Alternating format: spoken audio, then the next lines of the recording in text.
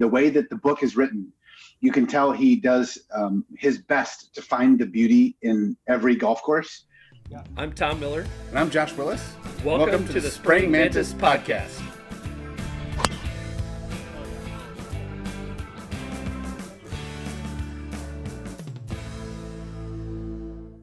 All right. Welcome, everybody. I'm Tom Miller. We've got Josh, we've got Jason, and we've got Roger Aegerter here today. And we're going to be talking about a book Roger wrote, actually a few editions of this book, about golf in Iowa and all the golf courses around the state of Iowa. So Josh is holding that up there real quick. Josh, you want to talk about that real fast? Absolutely. So, and by the way, hello, Josh Willis.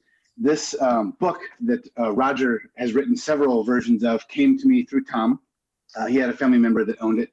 And as we've been doing research for the project that we're doing on golf courses in Iowa, this kind of has become the holy grail for us in terms of information about Iowa golf courses. We've been able to poke around on some websites and find a little bit of information, but it really wasn't until this book came to us that we were able to really dig into and really understand and get a good insight into what golf courses are out there in the state of Iowa. And you can see by the thickness of the book that there's a lot and a lot of research. So an amazing book, and I'm excited to hear Roger talk about the genesis of the book. And why don't you take a minute and tell everybody why we even need this book?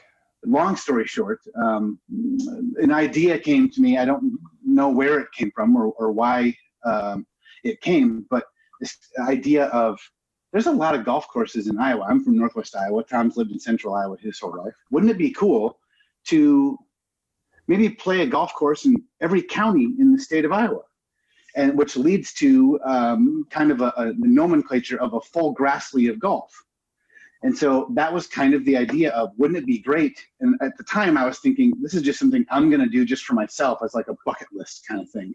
I'm going to, buy a map of the state of Iowa and put a pin in every county and every golf course that I've played and be able to just kind of say, well, I've played golf in every county in Iowa.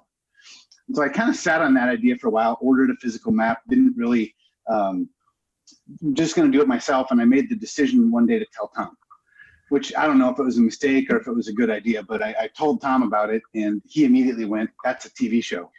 That is something that you could produce, and you could do episodic, you could do a documentary, you could do something.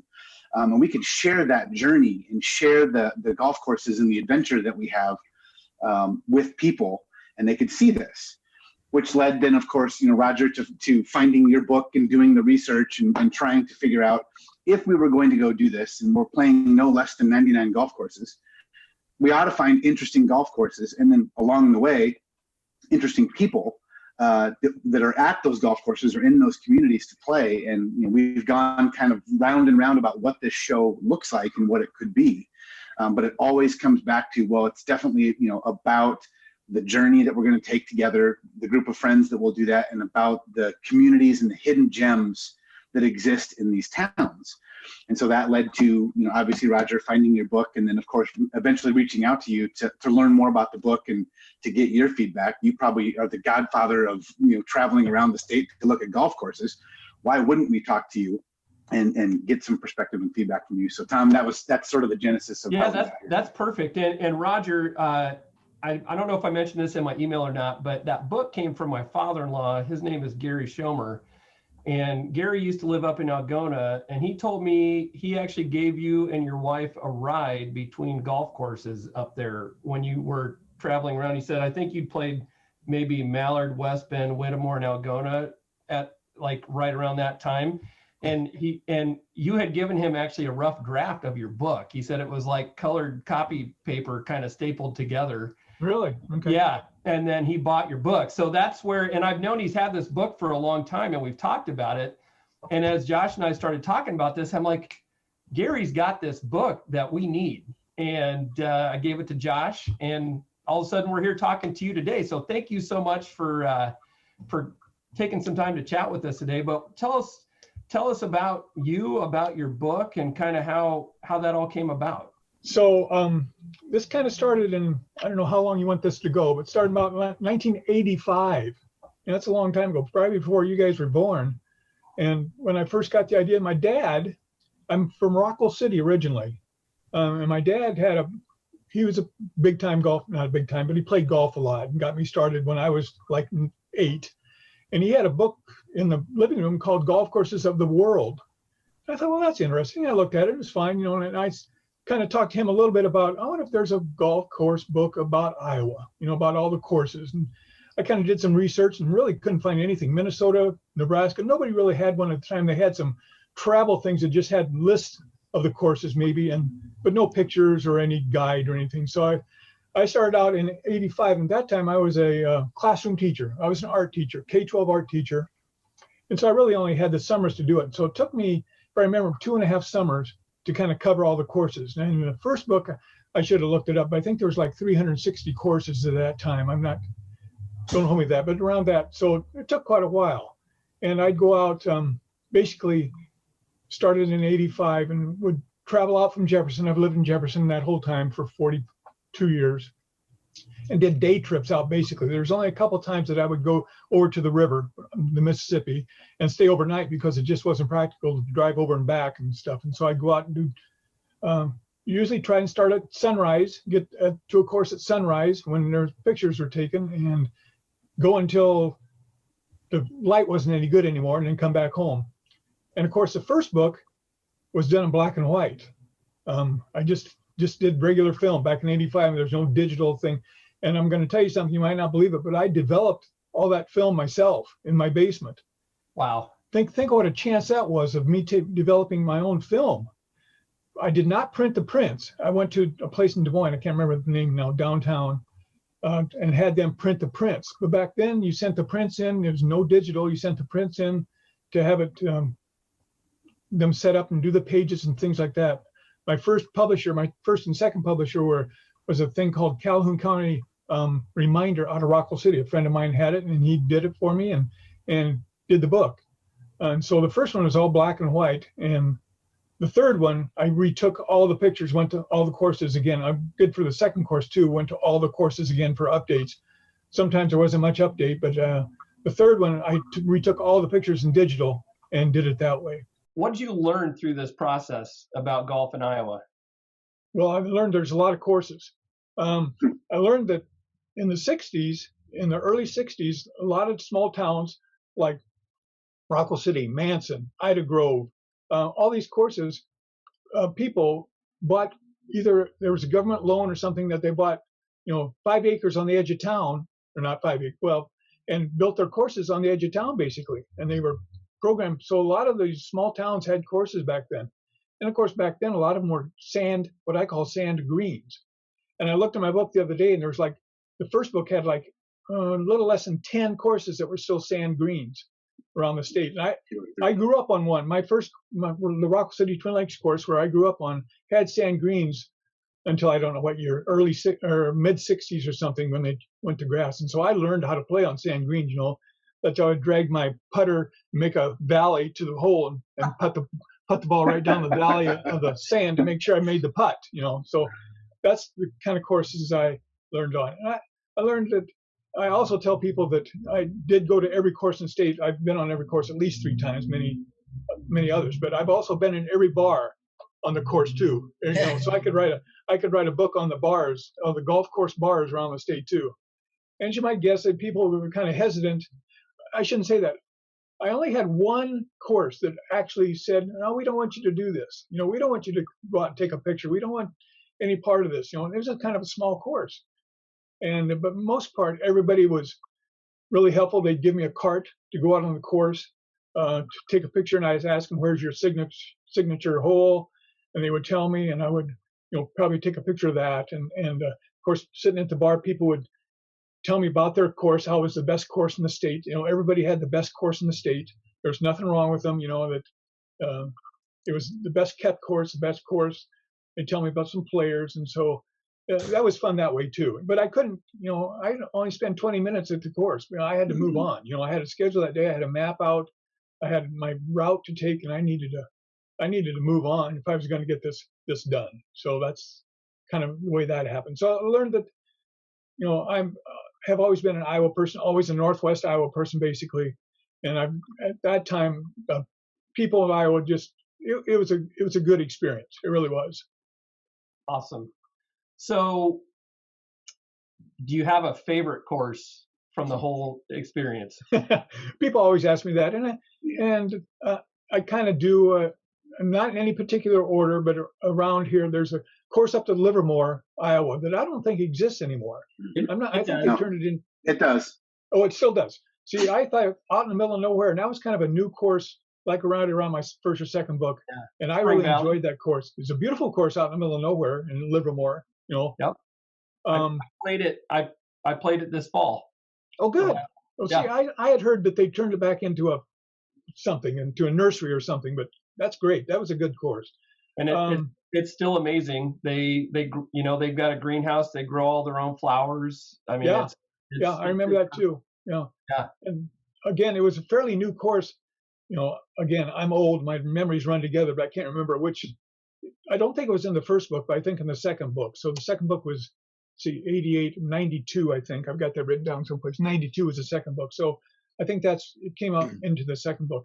Another course, I like Lake Panorama down in Panora. I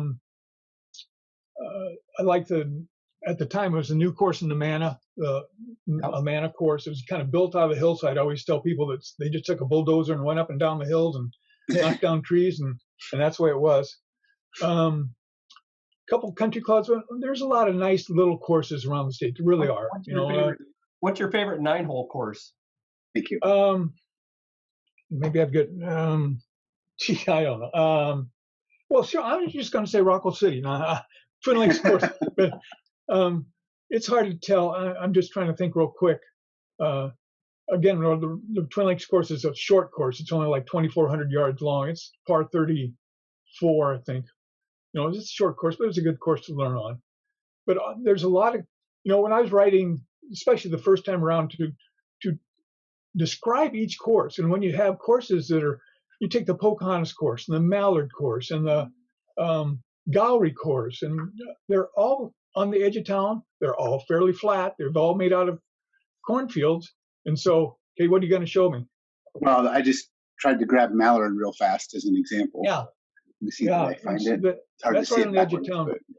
But I was going to say, it's so hard to describe course after course after course that was fairly flat. The greens were fairly medium in size. A lot of the courses didn't have very many sand bunkers, maybe one or two in the whole course.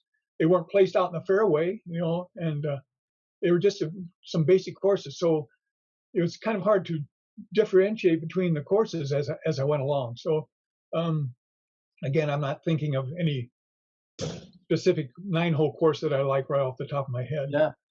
Do you have a favorite story that maybe was kind of an adventure or something that happened along the way that stands out? I can't remember. I think it was a course up at Slushwig or something like that. I can't remember for sure.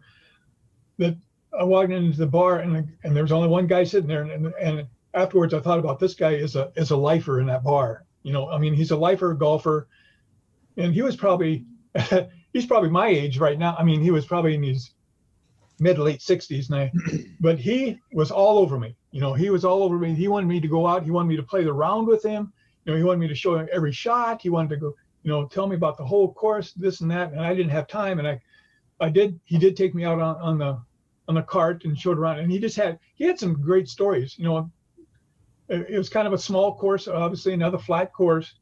But he had some great stories about that course. He was a hometown guy that'd been there and just loved the town and loved the game of golf. And so that was something I remembered. And just a lot of people had stories like that, of course, as I went across the street.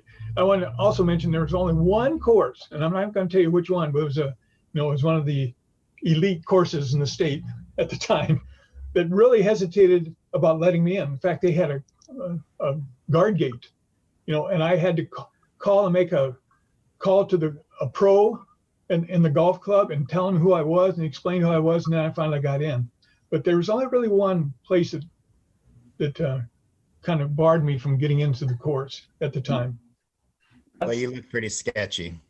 Well, nobody really believed me. I remember the person, again, I hate to say names, courses, but the course at Fonda, which is right along the highway in Fonda. The manager, she was real hesitant about letting me do anything. She just questions, why would you want to do this? What's going on here? Do I have to pay you money to do this? And do you have to pay to get in this book? And of course, no. I'm just doing it just as kind of a nice thing to do, and maybe consolidate all the courses in Iowa so everybody kind of knows what's out there. And so she finally gave in, but it was kind of a talking point of mine to get me onto that course.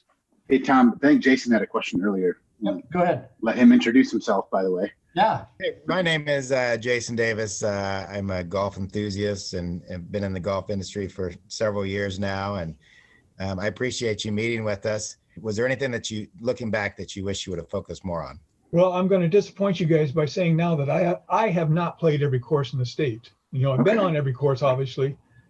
But at the time, I was kind of, again, time restraint. You're right. I wanted to get this done, and I didn't have 10 years to do it. I wanted to get it done as quick as I could. So maybe I would say that I wish I would have played more courses as I went along. But as the time, and I only had the summers to do it, so the time limited me to just 20 minutes to a course, and here you move on. So that might be a regret. But otherwise, not really. Or do you see anything that we could focus on that you'd like to see us focus on that somebody hasn't done, or somebody hasn't? As I talked to the people, and I said that I asked them what was your signature course or signature hole. I think everybody kind of has a hole, that they're proud of, that they think is the best. Not only do they think their course is the best, they think, well, maybe this hole, it's really a challenging hole or an easy hole or a beautiful hole. And so, if I don't know what you guys are going to do here with your video or something, but I'm guessing you're going to maybe highlight one or two courses at a time, maybe, and go and talk to people. And I know I'm not telling you anything new. You're probably going to take some pictures of the course, and here's what their signature hole is, and why, and maybe there's I always ask people how many holes in one in the course, and a lot of times they'd be able to tell me. A lot of times they'd have a plaque up on the wall to tell me over the years who's had holes in one and on which hole, and I talked to them about that a little bit. And on another note, I was playing over at Carroll Country Club, of course, many years ago, and I was a high school golf coach for about 12 years too, and so I guess I was with the team playing in Carroll, and I saw back-to-back holes in one. I was just coming off, I can't remember which hole, and the guy behind us hit a hole in one. As I was walking to the next green, or a green near, or a tee box nearby, somebody on that hole hit a hole in one also. So within a span of 3 minutes, I saw two holes in one. So I've always kind of remembered that was kind of probably a unique thing, that saw two. Of course, I've never had one. I've never come close. I don't think, I remember one time I was playing, I'm sorry to ramble on, but I was playing at Forest City. I worked at Winnebago for a while as a commercial artist, but I worked in Forest City, and I hit one in the number, I can't remember the hole, but it's a par 3 downhill over a pond into the sun, and I hit it, and the groups thought, well, that's a pretty good shot. And of course, in my heart, I couldn't see the ball, and I thought, that baby's in the hole. That baby's in the hole. So I went down, and of course it wasn't. It was off the back of the green, but who knows how close it came. So that's the only time I'm thinking. My dad did go to hole in one when he was probably over 65 in these days. So I was really happy for him that he got a hole in one. And I've got his little plaque with a ball on it and stuff that indicates he got a hole in one. Well, maybe it's your time now. Yeah, no kidding. Yeah. Yeah. Well, so Tom, one thing I want to make sure to say, and Roger's done a very good job, I think, of articulating that every baby is beautiful in its own way, right? And you can find something about each child, regardless of their appearance, that is beautiful. And the way that the book is written, you can tell he does his best to find the beauty in every golf course, even in ones that maybe you have to look really hard.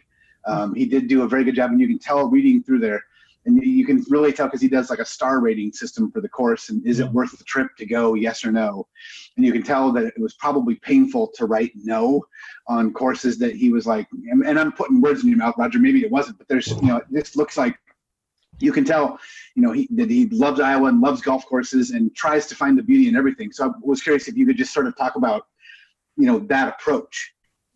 Well, you're exactly right. When when I thought about rating them, I thought, well, I'm doing this to help people kind of find courses and more of a guide than to tell them, who am I to say that this course isn't worth playing or what's wrong with it. So I really kind of wanted to make sure that I tried to say something positive about every course.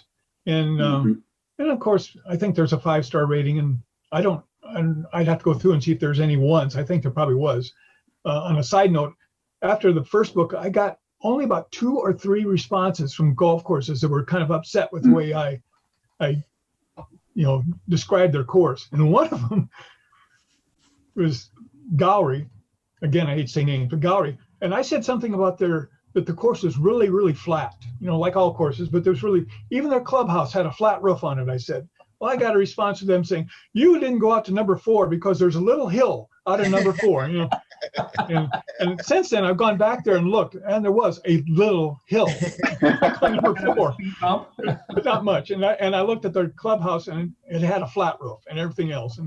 And well, it's go ahead. Just for the record, I took, this is just the nerd in me. I actually went through every course and took information off of your rating system and put it into a spreadsheet. Huh. So I've got, and I can tell you, one, there's 384 courses in Iowa. There's a couple that now exist that aren't in your book. And you did rate 6 courses total of those, either 1 or 1.5 star. So I could tell it was painful because there are probably more 1-star courses than what you gave. And I appreciate that. Yeah. It comes from a good place. That's awesome. Roger, how far and wide has your book been distributed? Do you know, like, have you been contacted by somebody that has your book from like really far away? Well, from both coasts, from California and stuff. Early on, from both coasts, they contact me and say they have it, or somebody here wanted a book because they were going to send it to their relative in California or Virginia or someplace because they wanted to show them what the Iowa courses were like. Things like that. So I don't know if you're interested, but the distribution for the total 3 books, I printed almost 50,000 books. Wow. So, that's awesome. So the first book was like, I think I printed 12,000. Of course, that was kind of a leap of faith back then, 12,000. I was a teacher and didn't have, a lot of resources. But, and back then, again, I'm kind of guessing here, but each book cost me about $3.20 to print back. Wow. But the third book I printed probably 15,000 or maybe 18,000. Third book only cost me like $1.50 because of the technology was so much different. And I went with a bigger publisher, which took me a while to find up in Wisconsin someplace, but it was way cheaper for the third book, and it's bigger than the others to begin with, and it's in color, but it was just way cheaper to do it that way. So yeah. Is that book still available? No. I mean, I still got a couple boxes left. I probably have 100 books left or about that. I just, I'll tell you, by the time I got the third book, things had changed about selling books. Before the first book, I sold them through Walden Books, and there was a couple other books, and I would just call them up. I would call the store in West Des Moines or someplace, and I'd say, here's my book. I'm going to send you a copy, and I'd call them back. How many copies do you want? And they would say, we'll take 30 copies or something. I would hand deliver those books to the store, sign off for them, get a check from the company, either from them or from somebody else. And so it was more of a personal, I would deliver books all around the state. It'd be prohibited to send 40 pounds of books, to Davenport, Iowa. But by the time the third book, none of the stores would take me personally. I mean, I had to go all through a book distributor, and they would, of course, they didn't keep track of how many books I sold and how many were on the shelves, and they didn't know. And so it was very much harder by the third book to actually sell the book. You almost need a representative, to sell the book. And so I did not sell out. As I said, I've got about 100 left, but it was a good experience. The 3 books were just an excellent experience. So, well, it's quite an amazing project. I mean, you covered a lot of territory there. And maybe you said this, but how long did it take you to compile the main set of information? Well, it took me 2.5 years to visit all the courses. And of course, at night, every day I'd come home and I had a little cassette tape recorder with me. Well, every time I left a course, I would turn on the cassette and say, this is the Bancroft course. here's what I think about it. Here's what happened. Here's what the courses done. Just because, if you do 20 courses a day, they kind of run together, So I had to not only take a few little notes, I had to verbally, audio, describe what it was at. And then when I'd get home at night or that weekend or whenever I had a chance, I'd play that, take the notes, and start writing the book down. My question was, what in the third edition? Because you probably remember this. What car were you driving? That thing had to get some insane miles on. What was it? I think let's see, I think I had a van. I think I had a green Dodge van, to tell you the truth. Wow. Have you written any other books? Oh, no. After the first book, I did write a golf column for some newspapers around the state, probably less than 10, not that many, but I'd pick out a course every week, month, I can't remember now, it must have been every month, and write an update basically based on the article in the book. And I'd write how the course was and send them a picture, and they would put it in newspapers around the state. Again, there was only about 10 newspapers at the time. That didn't last very long. On our travels, we're thinking about doing something where we can give back to the course or give back to the community. Can you, something that we're thinking about is doing a video overhead drone shot of each one of the holes for them. Oh, that'd be great. That's after my time. I mean, that's the next step for you guys, Yeah. Black and white to digital for me, and now to that would be, I love overhead shots, and that would be fantastic. If you could, on TV, obviously on the PGA Tour, they do that. They start out the tee box and they go right down the fairway, taking a shot and drawing it up and show where everything's at. And that, if you got the technology and the time to do that, I think that'd be fantastic. Okay. Yeah, I think, with technology we've got today that's so accessible, I think we're going to have a neat opportunity to, at least the courses that we get to, we're going to really be able to highlight the course nicely. And I think, we're going to, I look at our focus being, one is the course, obviously, but two is just how do we, the trip there and the whole experience of the time. And then the other thing we're going to try to do is, if there's some interesting people that we need to talk to, we want to interview those people as well. And make sure, it's getting to the time where the people that were original members of the courses are dying off. We're talking mid 60s. I'm sorry, they were like 50 years old at that time or whatever, and now. Yeah. So you need to, I'd suggest you try to find some history of the course. It might not be very hard to find, but it might be kind of hard to find, to find out when it started and how it existed. And I know that, again, for the Twin Lakes course, I said when I started out, it was a sand green course, but early on it became a greens course, and they sold lots along the side of the golf course, along number 2 fairway, to get enough money to put in greens on the course. And so that's kind of a nice history thing. And I've got pictures of the old clubhouse, which was a shack, back, and then they tore that down and put up a new clubhouse. And so there's a lot of history to some of these courses. A lot of small towns are proud of their course and other things in the town too.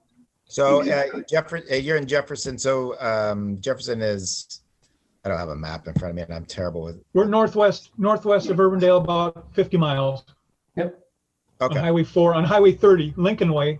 We're proud to have Lincoln Way. My house is about a half a block off Lincoln Way, which is the first continental highway to go clear across the United States from New York City to San Francisco. And about 3 years ago, I drove the whole thing and wrote programs about doing that. So another aspect of this that we haven't really talked about, and quite frankly, the three of us haven't really talked about it either, Roger, but I'm just sort of curious about your perspective.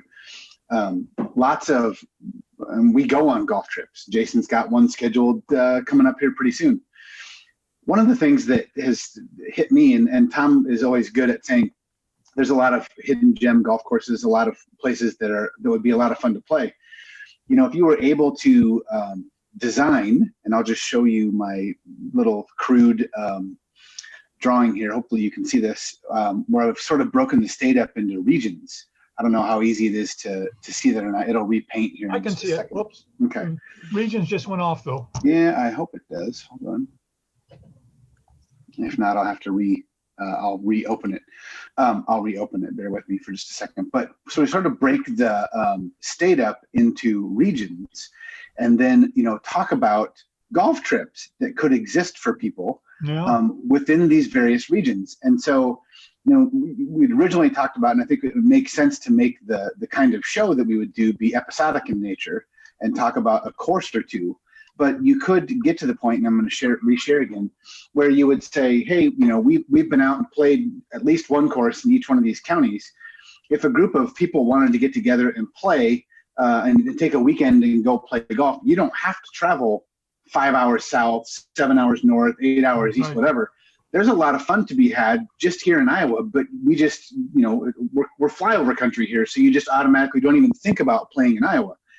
So I wanted to show you that this is kind of how we've broken the state up into these different regions. And the thought process would be, you could almost, whether it's within the same concept or another concept, theoretically, of saying, well, let's take a weekend trip up to Quadrant 1 and let's play some courses up there. And what would a trip like that look like? Does that sort of concept make sense to you based on your travels? Okay. And for me, I'm kind of a history person too. So for me, if you went to Quadrant 1, I don't know for sure, but like go to Blue Bunny ice cream is kind of a side thing, in the afternoon, late in the afternoon after you're done playing golf, go to that. I mean, there's historic things all over the place. All over. Sioux City's there. You can go to Sergeant Bluff or something like that, which has a golf course. And yes, Floyd. To incorporate just a little bit of history of the area too, because as you know, playing golf takes 4 hours a day, kind of. If you're going to stay there overnight, then you got another 8 hours to find out something to do and find out little places, like the best burger in Iowa place. I'm sure some town up there has a best burger. Everybody has one place, something like that. Yeah. Go to that, you can cover a lot of territory or do a lot of different things. You're right. Iowa's a flyover state, but everybody says that in every state. I wouldn't want to live anywhere else. I love Iowa.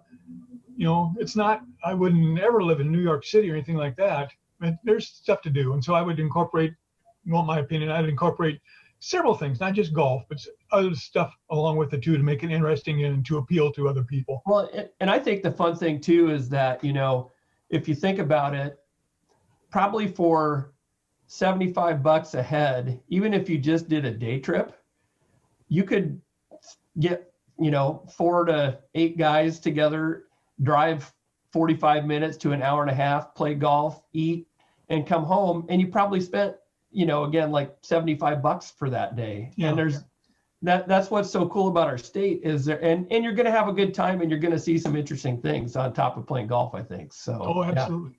Yeah. When you said about money, in the books, I don't think I hardly ever put down the actual cost of green fees because I knew that the green fees had changed, by the time this book came out, it'd be $2 more, something like that. But like in Quadrant 1 you had there or any others, the green fees in Iowa still are fairly reasonable. I mean, oh yeah. You can't, these times are a little bit different, but I'm just guessing now, for $12 you can probably play, or $15, you can probably play 18 holes, maybe even get a cart with it. I don't know. Mm-hmm. So yeah.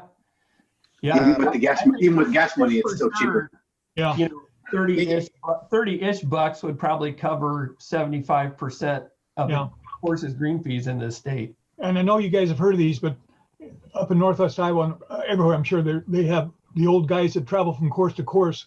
They have a league type thing, and they load up their carts. And on a Monday, they go to Twin Lakes. On the next Monday, they go to Pocahontas. They have about a 50-mile radius, and they get to play at different courses, and it's cheap, and they have a meal. And so that's the way they kind of do, the old guys do it, So yeah. I think that's a great idea. Speaking of money, how did you fund all this? Personally or? Yeah. Oh, yeah. Yep. Yeah, personally. Just, Did you ever try to go get a grant or anything like that? About the second book, or when I had people from Minnesota and Nebraska contact me about doing a book for their state, because they didn't have one. They'd seen mine. They just kind of thought, Minnesota ended up doing something similar that I know. Now, this has been 20 years ago that they did. So I'm sure everybody kind of has one now. But I contacted EasyGo Carts and tried to get them to give me a cart loan me a cart. So I'd pull it behind the van or the truck or whatever and have a cart at every course. I wouldn't have to borrow one every time and see if they would, but that never materialized. So I'm just out of my pocket, and that way I get to keep all the profits. I didn't have to share with anybody. Yeah. I like that. I was also going to show you, Roger, I told you I built a spreadsheet that has all the courses on it. So I wanted to show you that. I'm sure this will be interesting to you, if no one else. And thank you for your time, by the way, today. So as I said, I found a website, and the URL of the website escapes me now, but it had a relatively thorough list of all the courses. And so I was able to just it was painful, but I was able to copy and paste page upon page upon page of courses. Yeah. And it had the address and the city and the county. And then you can see where and I got to move a little deal out of the way here. I've added our region into that. And of course, the county is going to be important for us if we're going to do a county at a time. The region, and then from your book, whether it was semi-private, public, the number of holes. And then I actually went to Wikipedia and got the population of the community, the area of the community in terms of square miles, when the city itself was incorporated, which is kind of interesting, when the course was built. So you can kind of see that, so for example, this city was incorporated in 1883, the course was built in 1889, right? That's kind of interesting. And then your rating to go along with it. So I would like to offer up that I think this may be the most accurate accounting of all of the golf courses in the state of Iowa that exists today. Someone may come along before long and usurp me, but I think I've got a pretty good list of cities here. And then of course I've got links to, I can click this link on Ackley and it will take me to the Wikipedia page about the city of Ackley. So as we start to go out and do things, we'll be able to kind of pull from that, at least to start to frame a story around what's happening in those communities. Yeah. So let me just say, you did yours with Wikipedia. The way I found my courses is that I contacted the Iowa Golf Courses or Iowa Golfers Association. I can't remember exactly what it is. And they had a list, but it was not a complete list because only members were on the list. And so I got my Iowa map, which I have the original map here. And I went to courses I know. And then when I got done with them, I'd spread the map out on the counter and I'd say, now, where are there other courses in this area, within 20 miles of here or 30 miles that they knew of? And I'd mark them. And that's kind of how I found out where courses were. And so now I can go to Google Maps, which I've done. I have a big monitor here to my right, and pull up the physical map of that area. And I was telling Tom, I've actually come across courses that were identified in your book that no longer exist, but you can still see the course. There's just a handful, 2-3 of them that are kind of ghost golf courses where you can still kind of see the holes and stuff, but they no longer exist. So I like my way much better than your way, but I know the amount of time it's taken me to do this. Tip of the cap to you, sir, for the amount of time and energy that you put into that. It's got to have been a passion project because I'm sure it didn't pay. The number of hours you spent for the dollars back couldn't have computed to a good, even minimum wage at that point. Yeah. And when you say abandoned courses, I remember one time Morningside in Sioux City had a course, and I went there for one of the books to update, and it wasn't there anymore. And it was just kind of a ghost thing, if I remember right, that there was just kind of the layout was still there, but it was all overgrown and there was nothing there. So that's my alma mater, so I can attest. That's absolutely true. Yeah.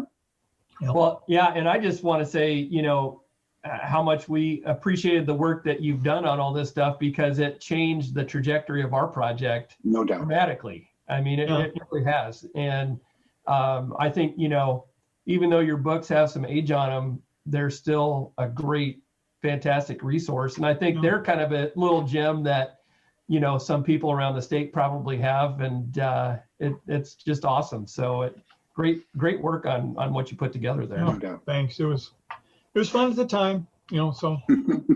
Awesome. So it sounds like a fourth edition is not in the works. No, people have asked me about that. And there haven't been, I was going to say, since the last book, which was in 2005, which is a long time ago, 15 years ago, 16. And I've kind of asked about new courses in the state, and there just haven't been hardly any new courses in the last 15 years. Two, is that right? And I found 2.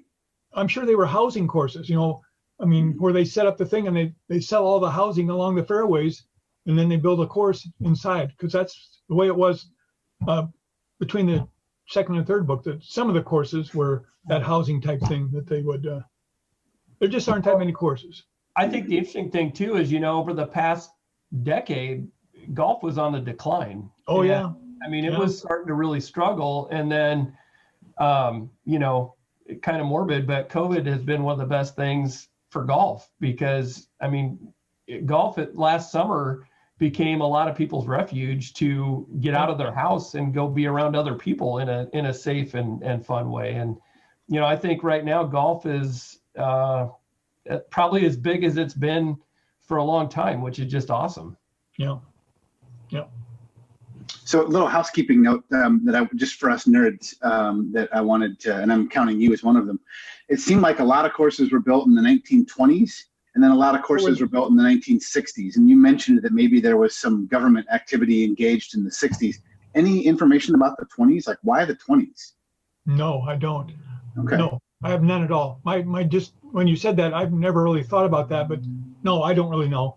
Okay, because I went through and sorted the courses by year built, and there's 1800s there's a section, the 1900s there's a little bit of a section, and then in the 20s there's a gigantic section of courses, and then the 40s 50s there's not a whole lot. The 60s there's a gigantic section, and really honestly after the 60s, and you said it just drops off the table. There's hardly any new courses that are built, and I'm sure land prices have a lot to do with that, and things of that nature, and the popularity of the game. But okay. I wondered if you knew. And no, I don't at all. I'm just going to guess here that in the 20s was kind of a boom era up until the post World War I. 29. Yeah. And so maybe there was a lot of money, and maybe golf just kind of took hold back then. Came across the ocean, whatever. Immigrants came in and had been playing golf, and all of a sudden they needed more golf courses, and there was money to build them, and there we go. So it could be. That's probably. I'm guessing that's probably a time that a lot of the communities around the state started growing as well. And people, whether it be factories or other businesses other than just, farmers basically started springing up and built that opportunity and desire to have some recreation. Because that's the other thing. I mean, land was pretty abundant back then. Mm-hmm. They didn't have the recreation opportunities we have today. And just think back then, women probably didn't start playing golf until, I have no idea, till the 50s or so. I'm just kind of guessing. They weren't probably even allowed on the courses. And so we're talking about half the population playing golf back in those days. So, well, this particular book, which we'll hopefully be talking to Rick next, kind of covers that in some detail. How golf came to Iowa, the proliferation of courses in Iowa in that time frame. He doesn't get into the why. I was curious if he maybe has better information. We'll find out. It's Rick Brown. But yeah, it's a great. What's interesting is, I agree with you, women in mass didn't play a lot, but there's a good section of his book that covers women's leagues that were taking place in the early 1900s, where there was a lot more women playing golf than certainly I expected to see. Yeah. That was there. But yeah, that'll be something else for us to uncover, which will be fun along the way. Yeah. Too. Interesting.